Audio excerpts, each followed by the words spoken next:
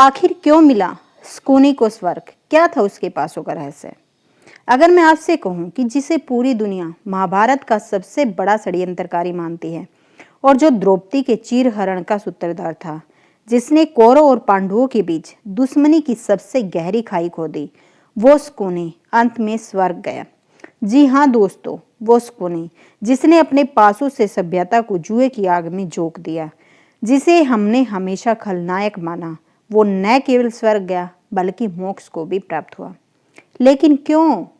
क्या उसके पासे सच में जादुई थे? क्या उसकी चालें किसी तांत्रिक विद्या से जुड़ी थी, या फिर उसके अंदर छिपी थी एक ऐसी पीड़ा जिसे हमने कभी सुना ही नहीं?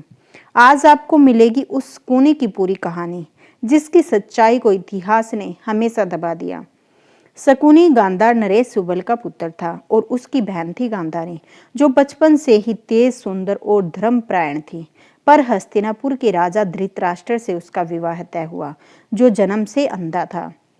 गांधारी ने पति के प्रति पूर्ण निष्ठा दिखाते हुए स्वयं भी आंखों पर पट्टी बांध ली, लेकिन इस विवाह के पीछे एक राजनीतिक चाल थी। हस्तिनापुर ने गांधार को झुकाने के लिए इस रिश्ते का इस्तेमाल किया और शकुनी के परिवार को बंदी बनाकर भूखा प्यासा रखा गया। राजा सुबल और उनके पुत्रों को एक एक करके मरने के लिए मजबूर किया गया। केवल एक ही जीवित रहा, शकुनी। उसने अपने पिता को आज्ञा पर भोजन त्यागा, खुद को कमजोर किया ताकि उसके पिता की हड्डियों से पासे बनाए जा सके, और वो पासे जो कभी उसकी भावनाओं से, कभी उसकी आत्मा के क्रोध से संचालित होते थे। जी हाँ दोस्तों, अब बात करते हैं उन पासों की जिनके बिना शकुनी की पहचान अधूरी है। कहते हैं वो पासे केवल खेल का साधन नहीं थे, वो उसकी आत्मा की चीख थे।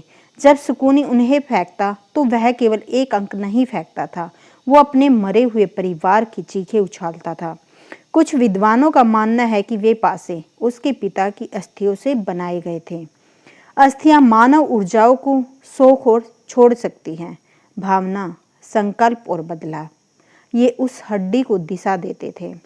जब शकुनी पासा फेंकता तो उसका क्रोध और दर्द तय करता था कि कौन सा अंक आएगा। यह विज्ञान नहीं था, यह ऊर्जा थी। इन पासों का रहस्य यही था।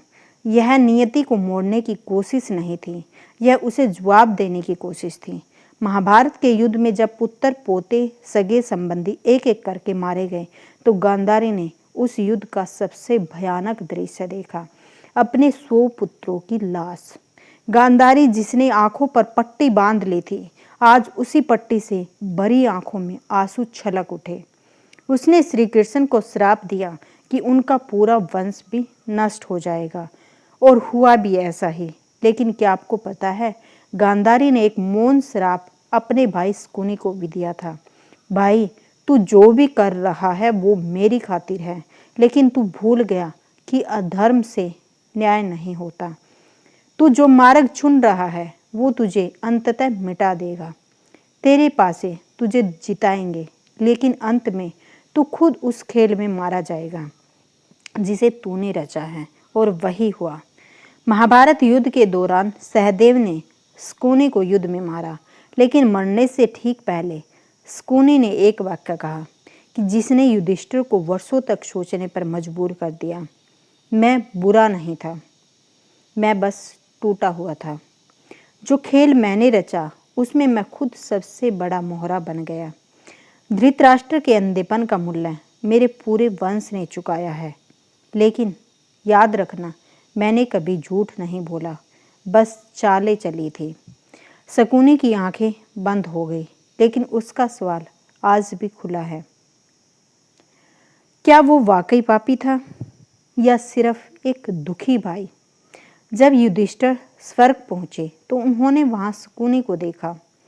हैरानी से उन्होंने ऋषियों से पूछा कि जिसने कुरुक्षेत्र की नींव रखी थी, जिसने कुरुक्षेत्र के मैदान में युद्ध की नींव रखी थी और जो पांडवों की दुश्मनी का सूत्रधार था, वो वहां कैसे?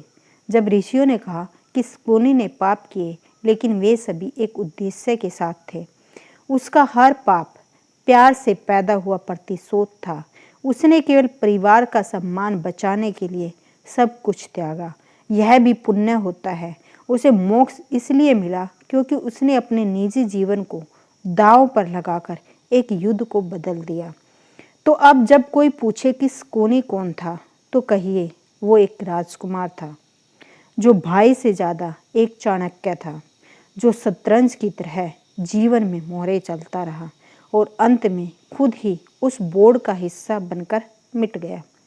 वो खलनायक नहीं, एक टूटा हुआ नायक था। महाभारत हमें सिर्फ अच्छे बुरे की नहीं, नीयत और परिस्थिति की समझ भी सिखाती है। और शकुनी हमें सिखाता है कि कभी कभी पाप भी पुण्य के रास्ते पर ले जाते हैं, अगर उनके पीछे त्याग, प्रेम और न्याय की ज्वाला हो।